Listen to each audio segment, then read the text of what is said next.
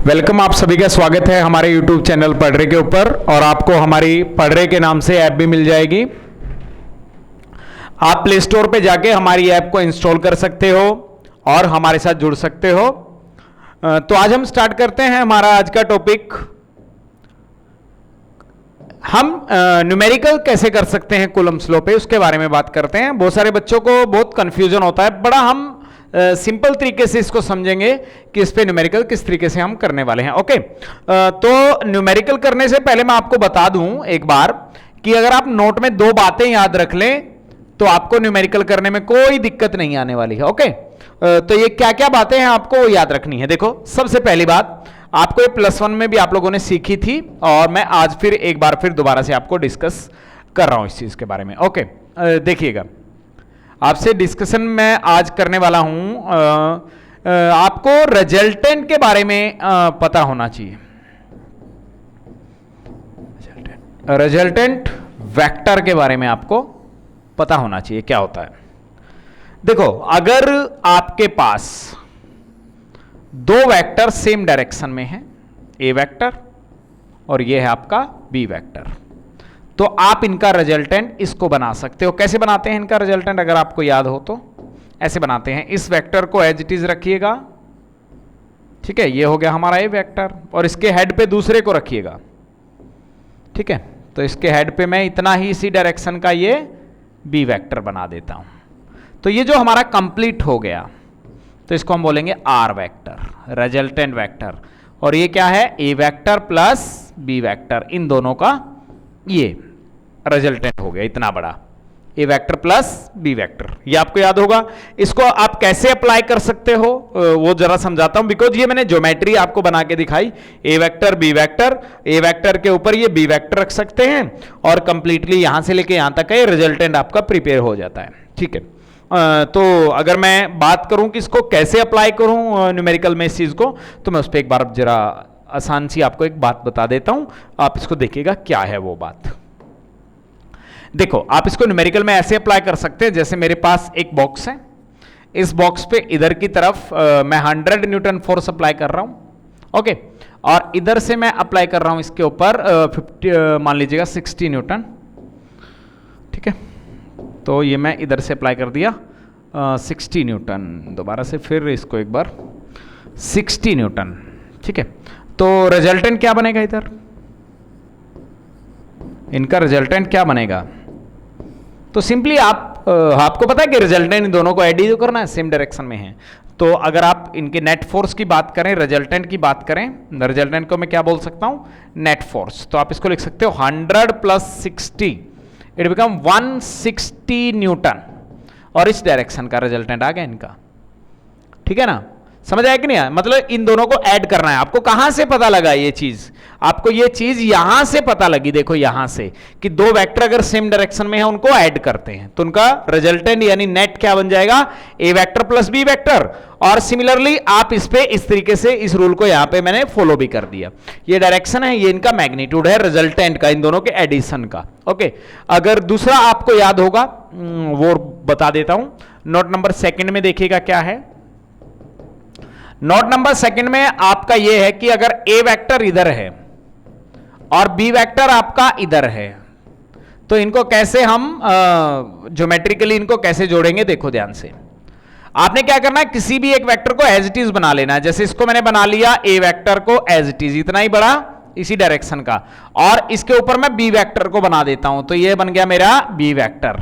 तो ये वाला जो पोर्शन मेरा बच गया, देखिएगा ये वाला, इस वाले पोर्शन को हम बोलेंगे रिजल्टेंट वेक्टर, और इसको क्या बोलेंगे, ए वेक्टर माइनस बी वेक्टर बोलेंगे, ओके। और इसका जो आपका रिजल्टेंट हो गया, तो हम कंप्लीटली अगर इसको दिखाना चाहूं मैं तो कुछ ऐसा दिखाऊंगा। देखो कि आर वेक्टर जो है मेरा वो है ए वेक्टर माइनस बी वेक्टर और इस तरफ का है, ये देखिएगा इतना, ये इस तरफ का है। समझ में आया कि नहीं है, तो क्योंकि सॉरी मैं गलत कर गया,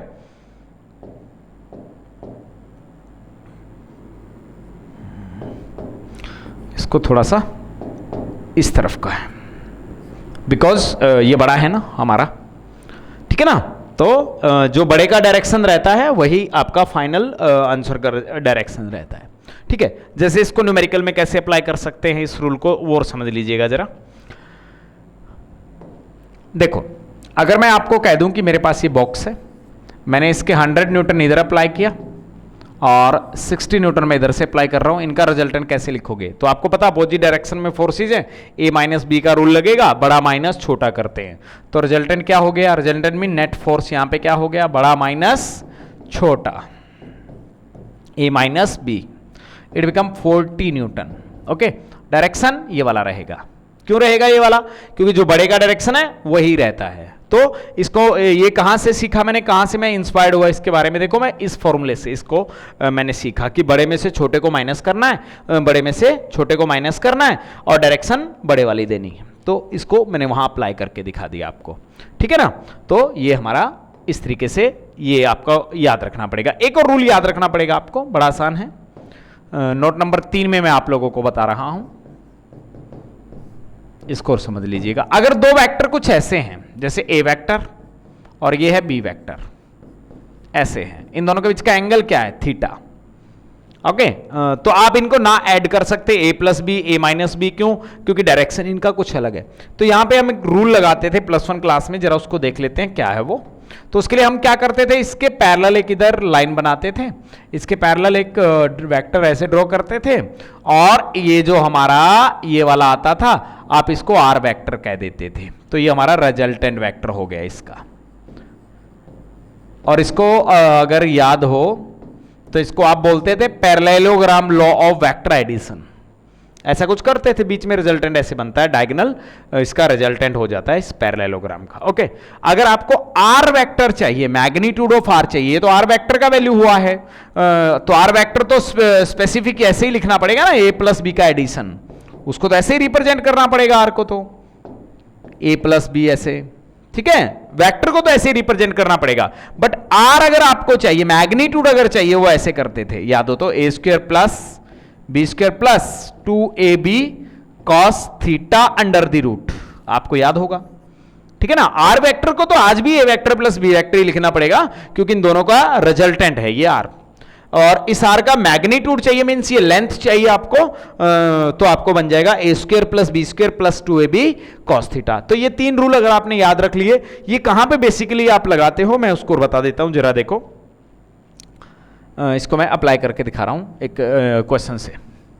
जैसे मैंने कहा कि भाई 5 न्यूटन फोर्स इधर है और 4 न्यूटन फोर्स इधर है, और इन दोनों के बीच का एंगल है 60 डिग्री। आप इसका रिजल्टेंट फाइंड आउट करें, तो कैसे फाइंड आउट करेंगे इसका रिजल्टेंट? देखिएगा, तरीका वही है, आसान है। इसके यहां बनाओ, इसके इस ऐसा इधर मानो, और ये रिजल्टेंट बन गया इन दोनों का आर। रिजल्टेंट मतलब नेट फोर्स, तो क्या होना चाहिए?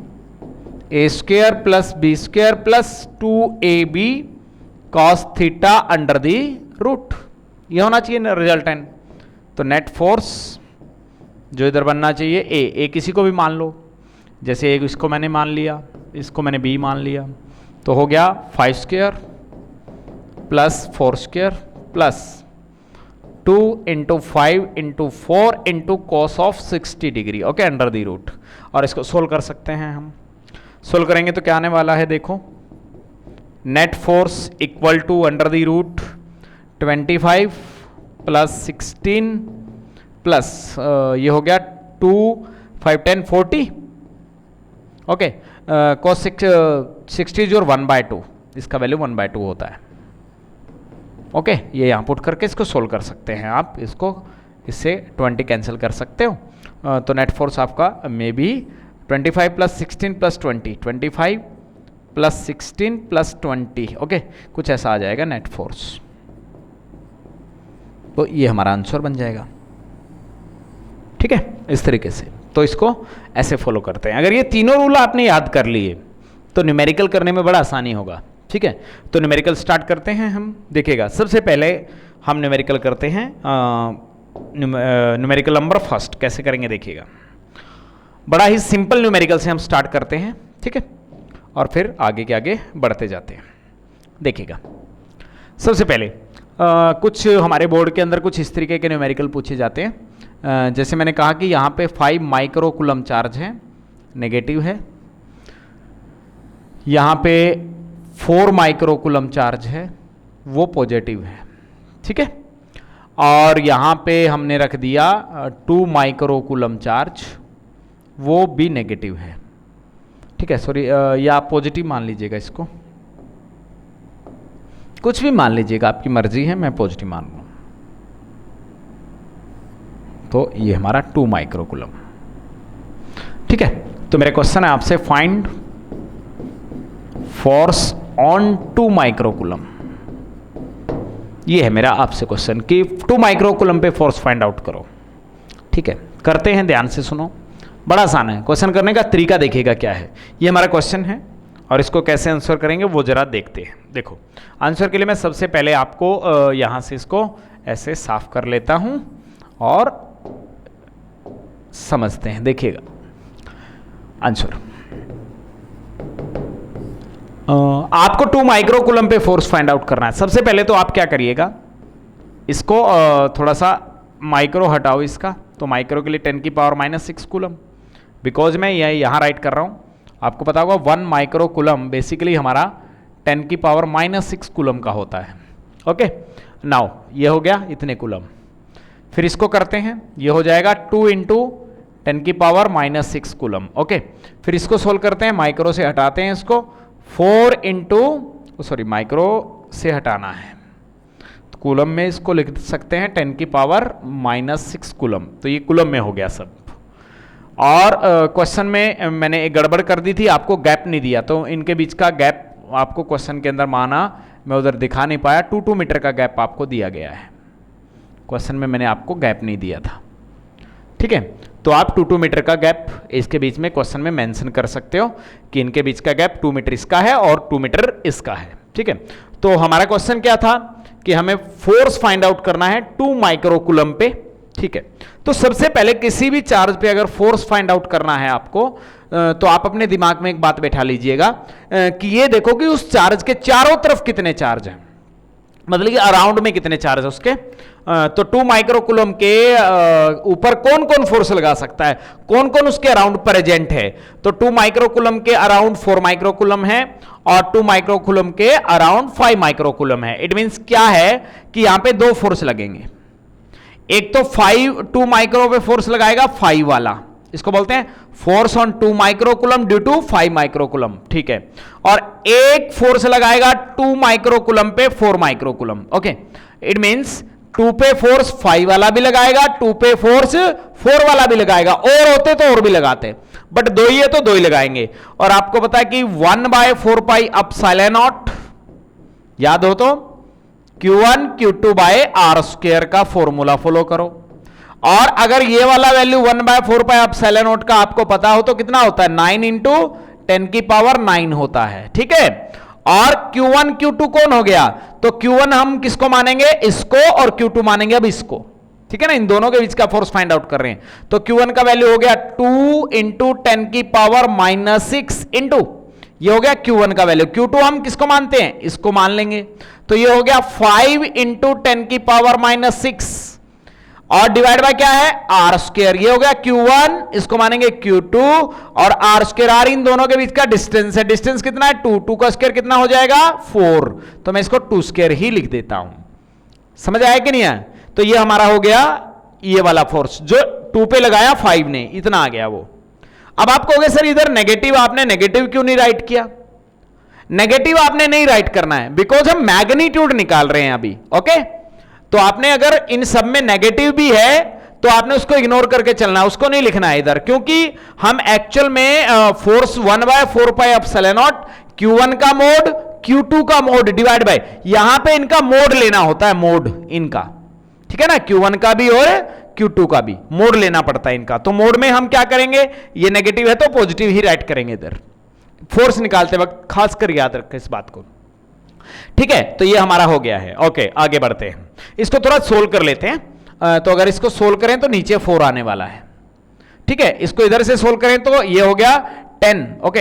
ये 9 इंटू ये आपका बन जाएगा 10 की पावर -6 ये, और 10 की पावर -6 ये, और इधर से बन गया 10 की पावर 9, और ये भी हो गया 5 to 10, 10 का पावर 1। ओके, तो 9 और 1 ये हो गया 10, ठीक है, और ये हो गया 10 की -12, और ये हो गया 10 की 10। तो नाउ हम किसके साथ अगर इनको सोल्व करेंगे तो 10 की पावर -2 ही रह जाएगा बस, ठीक है। तो यहां पे मैं 10 की पावर -2 न्यूटन लिख देता हूं, तो इसका सॉल्यूशन ये वाला आ गया।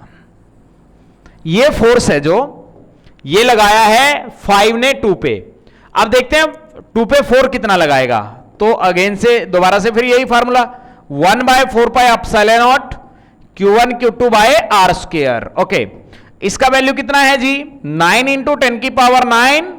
यहां पे Q1 का काम कौन करेगा, ये या ये, तो ये मान लेता हूं या ये मान लेता हूं, एक ही बात है, 10 की पावर -6। Q2 का काम कौन करेगा, ये वाला, तो 4 इंटू 10 की पावर -6। ओके, डिवाइड बाय इन दोनों के बीच के डिस्टेंस का स्क्वायर मींस 2 का स्क्वायर। ओके, ये आ गया, इसको सोल्व कर लेते हैं। तो ये बन जाएगा, ये बन गया 8 और ये बन गया 9, तो इट बिकम 72 इंटू ये बन गया आपका 10 की पावर -12 और ये 10 का पावर बन रहा है आपका 9। ओके, इट बिकम 10 का पावर -3। ओके, तो इसको सोल्व करेंगे तो -3 डिवाइड बाय 4 न्यूटन बन गया।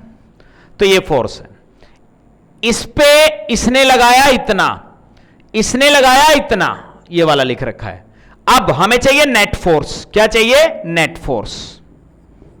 तो नेट फोर्स के लिए तो आपको पता, मैंने 3 रूल बताए थे, एडिशन, सब्सट्रैक्शन और पैरेललोग्राम वाला। तो यहां पे देखते हैं कि कौन सा लगेगा। तो उसके लिए हमें डायरेक्शन लिखनी पड़ेगी। क्या लिखनी पड़ेगी, डायरेक्शन। तो आप अब लिखते हैं, ये प्लस का है, ये माइनस का है, तो ये माइनस वाला प्लस को इधर अपनी तरफ बुलाएगा, ऐसे अट्रैक्ट करेगा। ऐसे कौन अट्रैक्ट कर रहा है, 5 अट्रैक्ट कर रहा है 2 को। कौन अट्रैक्ट कर रहा है, 5 अट्रैक्ट कर रहा है 2 को। तो ये हो गया 2 5 ने लगाया 2 पे। अच्छा, ये वाला पॉजिटिव है जी, और ये वाला क्या है, पॉजिटिव है, ये भी पॉजिटिव, ये भी पॉजिटिव, तो इनके बीच रिपल्सन होगा। तो 4 वाला 2 को इधर ही रिपेल करेगा, इधर ऐसे रिपेल करेगा। तो ये किसकी डायरेक्शन आ गई, 4 ने लगाया 2 पे, ये आ गई 2 4 की डायरेक्शन। और दोनों एक ही डायरेक्शन में है वेक्टर, तो एडिशन हो जाएगा। मतलब F25 में आप F24 को ऐड कर सकते हो, दोनों एक ही डायरेक्शन में है, एडिशन रूल लग गया इसमें। तो आप इनको ऐड करो, 9/4 इंटू 10 की power -2 plus 72/4 into 10 raise the power -3, और इसको सोल्व करेंगे, इतना न्यूटन हमारा आंसर बन जाएगा। तो ये आप इसको सोल्व करके यहां से आप कुछ कॉमन निकाल सकते हो, और इसको सोल्व करके आप आंसर आपको मिल सकता है। बस ये चीजें इंपॉर्टेंट है। सबसे पहला स्टेप, इस पे देखो कौन कौन फोर्स लगाएगा, ये भी लगाएगा, ये भी लगाएगा। फोर्स का वैल्यू निकाल लो, फिर उसका डायरेक्शन निकाल लो। डायरेक्शन में 3 रूल फॉलो होंगे, या एडिशन, सब्सट्रैक्शन या पैरेललोग्राम। ओके, तो ये हमारा ऐसे न्यूमेरिकल आप लोगों ने करना है इस पे। ओके, अगले न्यूमेरिकल की तरफ बढ़ते हैं। देखिएगा अगला न्यूमेरिकल क्या है, आप इसको ऐसे देख सकते हो। अगला न्यूमेरिकल देखिएगा क्या है, ठीक है। नेक्स्ट जो हमारा न्यूमेरिकल रहने वाला है उसके बारे में हम बात करते हैं। देखिए नेक्स्ट न्यूमेरिकल ये है हमारा। मैं आपको कहता हूं कि हमारे पास एक ट्रायंगल है ये, और ये 2 मीटर आप इसका लेंथ ले रहे हो। ओके, तो यहां पे आपने चार्ज रख दिया है 5 माइक्रोकूलम, और यहां पे आपने रख दिया है 4 माइक्रोकूलम। ओके, ये नेगेटिव है, ये भी नेगेटिव है, और यहां पे रख दिया है 2 माइक्रोकूलम, और ये पॉजिटिव है। और क्वेश्चन मेरा है find force on 2 microcoulomb. 2 microcoulomb पे दोबारा से अगला क्वेश्चन में फिर फोर्स निकालना है। तो 2 माइक्रोकूलम पे आप कैसे फोर्स निकालोगे, देखिएगा तरीका। ये हमारा क्वेश्चन है, और इसको मैं कैसे आंसर करूंगा ध्यान से देखो। आप इसको वीडियो को रोक के एक बार कॉपी में राइट कर सकते हो, स्क्रीनशॉट ले सकते हो। ओके, तो इसको कैसे आंसर करेंगे प्लीज ध्यान से देखिएगा। बड़ा ही आसान तरीका है, बोर्ड में ऐसे ऐसे न्यूमेरिकल पूछे जाते हैं आंसर।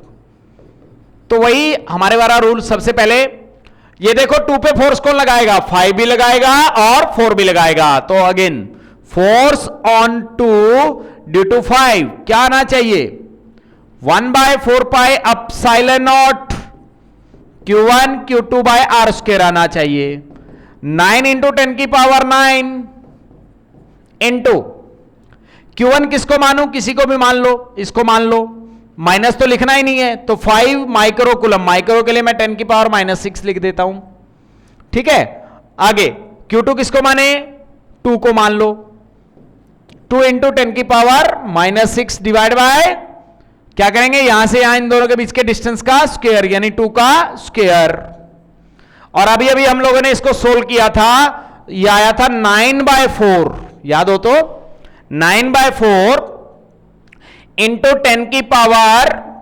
-2 न्यूटन इतना आया था अगर आपको याद हो तो ठीक है इस तरीके से हमने सोल्व कर लिया ओके फिर आगे 2 पे फोर्स कौन लगाएगा 4 भी लगाएगा 1/4 pi epsilon naught Q1 Q2 by R square अब ये वाला लगाएगा इस पे तो 9 इंटू 10 की पावर 9 इसका वैल्यू है Q1 इसको ले लो माइनस तो राइट ही नहीं करना है 10 की पावर -6 इंटू Q2 किसको ले लो 2 माइक्रो को तो 2 इंटू 10 की पावर -6 डिवाइड बाय ये हो गया इन दोनों के बीच के डिस्टेंस का स्क्वायर 2 का स्क्वायर ओके और इसको हमने सोल्व किया था तो ये हमारा कितना आया था अगर आपको याद हो तो यह आया था हमारा 72 इंटू 10 का पावर -3 न्यूटन बाय 4 आया था ये इतना आया था अगर आपको याद हो तो फिर मैंने बताया था इसने लगा लिया इस पे ये फोर्स इसने लगा लिया इस पे ये वाला फोर्स फिर इनका डायरेक्शन फाइंड आउट करते हैं ठीक है डायरेक्शन देखते हैं देखिएगा ये माइनस है ये प्लस है तो माइनस है और ये प्लस है तो माइनस वाला इसको अट्रैक्ट करेगा ऐसे नीचे की तरफ बुलाएगा इसको तो ये हो गया फोर्स 5 ने लगाया 2 पे ओके तो ये हो गया फोर्स 2 पे लगाया 5 ने डायरेक्शन और ये माइनस है ये प्लस है तो ये इसको नीचे की तरफ अट्रैक्ट करेगा ऐसे तो फोर्स ये लगाया किसने 2 पे लगाया 4 ने ये इसका डायरेक्शन आ गया ओके और आपको पता दो वेक्टर ऐसे हैं तो पैरेललोग्राम वाला तरीका अप्लाई करना पड़ता है ठीक है ना तो अब यहां पे देखो हमारा क्वेश्चन कुछ ऐसे हो गया कैसे इसको आप एक बार स्क्रीनशॉट ले सकते हो और आगे इसको समझो देखो क्या हो गया है तो हमारे पास कुछ ऐसा हो गया है देखो कि हमारे पास एक तो F25 इधर है और एक हमारे पास F24 इधर है और मेरे को पता है इन दोनों के बीच का एंगल 60 डिग्री है ठीक है कि नहीं इन दोनों के बीच का एंगल कितना है 60 आपको होगा सर आपको क्या पता 60 है वो और देख लेते हैं एक बार क्योंकि ये एक इक्विलेटरल ट्रायंगल है तीनों साइड बराबर है इसकी इसलिए हर एक एंगल ये 60 डिग्री है इनके बीच का ओके इसलिए मेरे को पता लग गया एंगल 60 डिग्री है आगे देखिएगा नेक्स्ट क्या है अगर इनके बीच का एंगल 60 डिग्री है तो अपना रूल अप्लाई करते हैं देखो व्हाइट कलर में मैं रिजल्टेंट निकालता हूं इसका तो मैंने क्या सिखाया था आपको कि सबसे पहले इसके पैरेलल आपने एक लाइन ऐसे बनानी है और फिर इसके पैरेलल आपने एक लाइन बनानी है और ये पैरेललोग्राम का डायगोनल हो जाता है ऐसे तो ये इनका क्या आ गया रिजल्टेंट मतलब नेट फोर्स और इसको हम कैसे लिखेंगे अगर आपको याद हो तो ए स्क्वायर तो ए इसको मान लो बी इसको मान लो तो इसको लिखेंगे A square plus B square plus 2ab cosine of angle और कोस क्या कर देंगे 60 डिग्री अंडर दी रूट अब आपके पास ये भी है ये भी है ये भी है ये भी है और ये आपको पता ही होता है कि 1/2 है तो आप इनका वैल्यू रखो और यहां से नेट फोर्स का आंसर आपको मिल जाएगा ठीक है ना क्योंकि इसका जो वैल्यू है वो हमारे पास ये रहा ये देखिएगा F25 का वैल्यू और ये है F24 का वैल्यू और इस वैल्यू को आपने कहां पे पुट करना है इस वैल्यू को आपने यहां पे पुट करना है और आपको आंसर मिल जाएगा ओके तो इस तरीके से आपने ये न्यूमेरिकल ऐसे करना है सॉल्व आगे अगले न्यूमेरिकल की तरफ बढ़ते हैं देखिएगा नेक्स्ट अगला न्यूमेरिकल क्या है अगला जो हमारा न्यूमेरिकल है वो कुछ इस तरीके का है बड़ा आसान सा है अगर मैं आपको ये कह दूं कि हमारे पास दो चार्जेस हैं दो और इन दोनों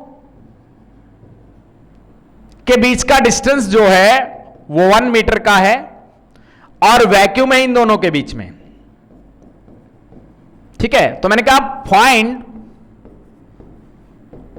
minimum force between Q1 and Q2। Q1 और Q2 के बीच में मिनिमम फोर्स फाइंड आउट करो, ये मेरे आपसे क्वेश्चन है। तो देखिएगा हम इसको कैसे सोल्व कर सकते हैं। ठीक है, तो आप देखिएगा आंसर करते हैं इसको। तो आंसर के लिए मैं आप इसको एक बार लिख सकते हो, वीडियो को रोक के अगर लिखना चाहते हो तो इसको मैं आंसर कैसे करूंगा, ध्यान से देखो। इसको मैं ऐसे आंसर करूंगा जी कि जो मेरा फोर्स है वो है 1/4πε0 Q1 Q2/r²। ठीक है, अगर मेरा 1/4πε0 का वैल्यू 9 × 10⁹ है और r का वैल्यू अगर हमें फिक्स कर दिया कि 1 मीटर लेना है और इसका वैल्यू हमें 9 × आपको पता ही है ये होता है newton metre square by coulomb square, newton metre square by coulomb square, इतना होता ही है, कांस्टेंट वैल्यू है। ये आपको क्या कर दिया, r 1 मीटर। अब ये वाला फैक्टर और ये वाला फैक्टर तो फिक्स ही कर दिया ना आपने, तो इसका मिनिमम होना इसके ऊपर डिपेंड करता है कि Q1 Q2 को कितना लो।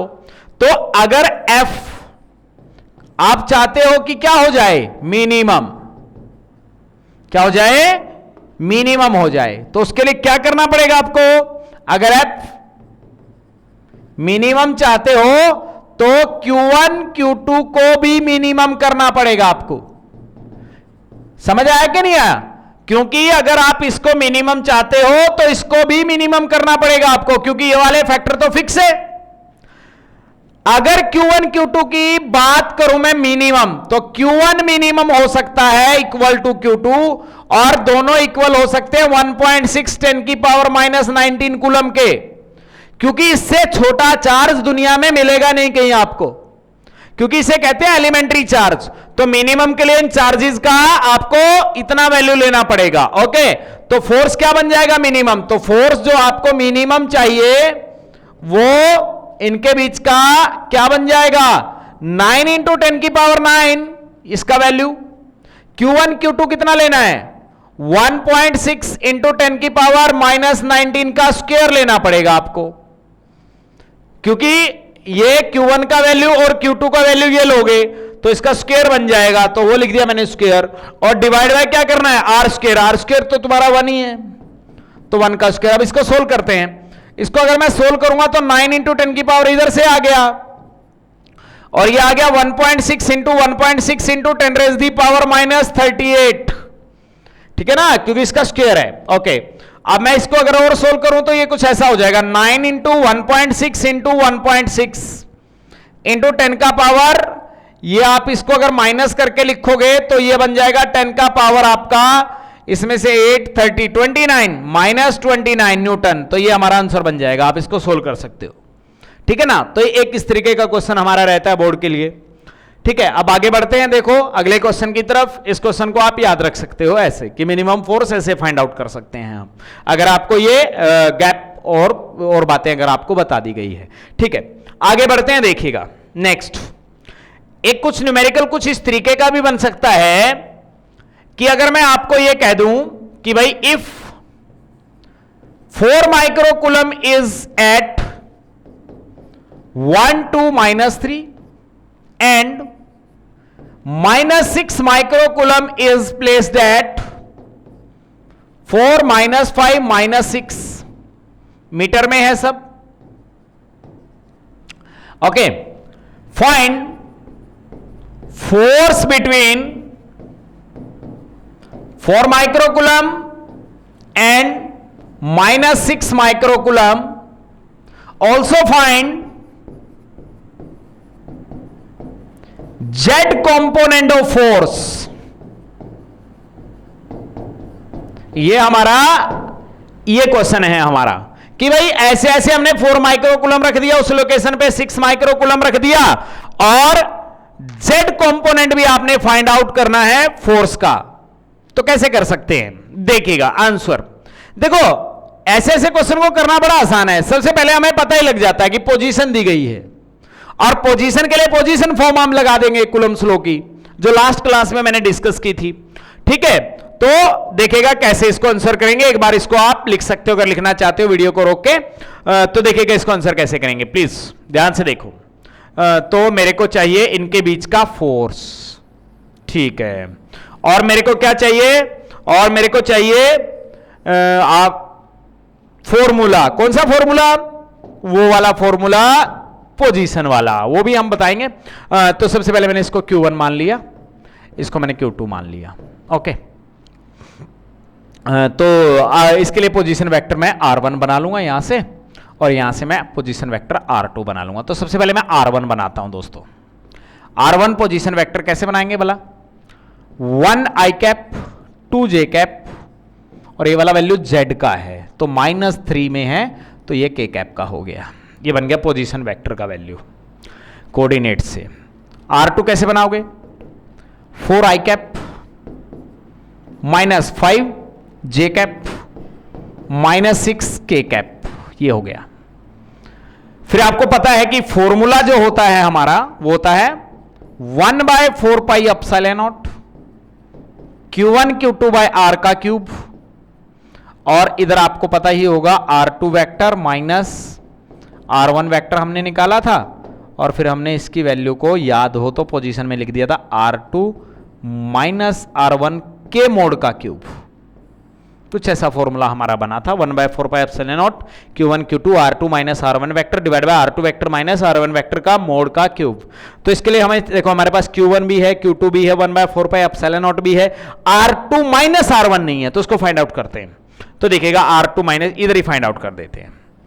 R2 माइनस R1 को कैसे फाइंड आउट करेंगे? ऐसे फाइंड आउट करेंगे कि 4 में से 1 माइनस कर देंगे, तो it become 3i cap. Okay, अब इसमें से अगर मैं -5 है ये, इसमें से अगर मैं इसको माइनस करूंगा तो ये बन जाएगा -7 j कैप। ओके, अगर मैं -6 है ये, इसमें से माइनस कर रहा हूं, -3 है, -6 minus minus plus, now it become -3, तो इसको मैं लिखूंगा -3 k कैप। तो ये हो गया माइनस। ओके, ठीक है जी, यहां तक क्लियर होता है सब। फिर हमें चाहिए R2 माइनस R1 का मोड, ठीक है। तो R2 माइनस R1 का मोड अगर हमें चाहिए तो कैसे करेंगे, वो और देख लेते हैं एक बार। बड़ा आसान है। तो मोड कैसे निकालते हैं? वेक्टर का याद होगा, इस 3 का स्क्वायर प्लस -7 का स्क्वायर प्लस -3 का स्क्वायर अंडर दी रूट में, ऐसे निकालते हैं। इधर से मोड हो गया, इधर से ऐसे मोड निकलता है। तो अगर मैं R2 माइनस R1 के मोड की बात करूं तो वो आ जाएगा 9 plus 49। Okay, it become 9। Okay, ये देखिएगा 3 का स्क्वायर 7 का स्क्वायर 9, तो it become R2 minus R1 का मोड अंडर द रूट। ये कितना बन गया? 18, और ये हो गया आपका 18 9 9 18, और ये हो गया 49। इट बिकम 57 ही हो गया ना, 18 नहीं 50 हो गया, ठीक है। 49 में हमें 19 को ऐड करना है, ठीक है। तो ये हो जाएगा आपका 58, क्या हो जाएगा? 58 हो जाएगा, ठीक है। तो ये हमारा हो जाएगा 58, ठीक है। तो 58 हमारा ऐसे आ गया है ये। अगर हम इसको थोड़ा सा समझें कि एक्चुअल में, सॉरी गलत कर गए, 68, सॉरी थोड़ा सा दिक्कत हो जाती है इनमें, 68 बनेगा, ठीक है ना। तो अगर ये हमारा 68 बन रहा है तो इसको हम थोड़ा सा समझते हैं। देखो कि हमारे पास क्या क्या चीज़ें अब है उसको समझो एक बार। हमारे पास ये है, ठीक है, ये यहाँ पुट हो जाएगा। R2 माइनस R1 है, हाँ है, वो यहाँ पुट हो जाएगा। Q1 है, हाँ, Q2 है, ठीक है। तो हम इसको पुट करते हैं एक बार, फिर आगे सोचते हैं क्या है। अगर हमें F वेक्टर का value 1/4πε0 Q1 Q2 by R2 vector minus R1 vector का क्यूब चाहिए, और इधर चाहिए R2 माइनस R1। ओके, इनकी वैल्यू पुट करते हैं। इसका वैल्यू आपको याद है 9 × 10⁹ ओके, ठीक है। Q1 देखते हैं क्या है। Q1 इज योर 4 माइक्रोकूलम, ठीक है जी। 4 micro mean 10⁻⁻6 into Q2 is your -6 microcoulomb, minus तो लिखना ही नहीं है, तो 6 माइक्रो। ये क्या है जी, R2 माइनस R1, ये भी है हमारे पास, ये रहा 3i cap -7 cup -3j cap, ठीक है। तो इसको पुट कर देते हैं, 3i cap plus -7 j cap -3k cap, okay. और ये वाला हमारा R2 माइनस R1 जिसमें मैंने गलती कर दी थी, उसको और देख लेते हैं वो क्या है। तो हम, ये हमारा 68, तो ये हमारा अंडर द रूट, इसका वैल्यू पुट कर रहा हूँ 68 का क्यूब। तो अगर आप इसको सोल्व कर लोगे तो ये हो गया आपका फोर्स, ये आपका नेट फोर्स। लेकिन हमसे क्वेश्चन में एक चीज और पूछी थी, फोर्स तो पूछा ही था, एक चीज और पूछी थी। क्या पूछी थी कि फोर्स का आपने जेड कंपोनेंट भी बताना है, ठीक है, बता देंगे। 9 × 10⁹, समझिएगा इसको, 4 × 10⁻⁻6, 6 × 10⁻⁻6 माइक्रो को हटाया था ना, उसके लिए अंडर द रूट क्या है 68। तो इस फोर्स में सभी कंपोनेंट है, एक्स कंपोनेंट, वाई कंपोनेंट और जेड कंपोनेंट। इसने बोला जेड कंपोनेंट बताओ, तो सिर्फ इधर से लिख दीजिएगा -3k कैप, ये हो गया जेड कंपोनेंट, बस। वाई कंपोनेंट पूछता तो मैं यहां सिर्फ -7j लिख देता, और अगर एक्स कंपोनेंट पूछता तो मैं 3i कैप लिख देता, एक्स और वाई पूछता तो मैं दोनों को लिख देता। टोटल पूछा है तो इसलिए एक कुछ इस तरीके का आपका न्यूमेरिकल रह सकता है। तो ये आपका था कूलम्ब्स लॉ के ऊपर, इस तरीके से आप न्यूमेरिकल कर सकते हैं। अगली क्लास में हम डिस्कस करेंगे इलेक्ट्रिक फील्ड के बारे में कि इलेक्ट्रिक फील्ड क्या होता है, ठीक है। आप सभी से मेरी रिक्वेस्ट है कि आप YouTube के ऊपर हमारा जो चैनल है उसको सब्सक्राइब करें, पढ़रे के नाम से है, और हमारी जो पढ़रे के नाम से प्ले स्टोर पे ऐप है उसको ज्यादा से ज्यादा आप इंस्टॉल करें, ठीक है। तो ये हमारा था कूलम्ब्स लॉ के ऊपर न्यूमेरिकल। आगे मिलते हैं नेक्स्ट वीडियो में। आप सभी का धन्यवाद।